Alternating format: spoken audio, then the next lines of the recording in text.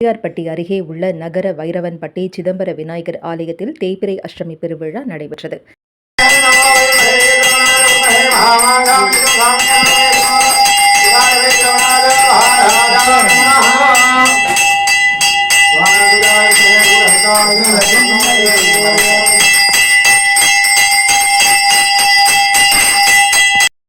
சிவகங்கை மாவட்டம் நகர வைரவன்பட்டி சிதம்பர விநாயகர் ஆலயத்தில் உள்ள வைரவருக்கு தேய்பிறை அஷ்டமியை முன்னிட்டு யாக வேள்வியுடன் ஹோமம் வளர்க்கப்பட்டு பூர்ணாகுதி நடைபெற்றது.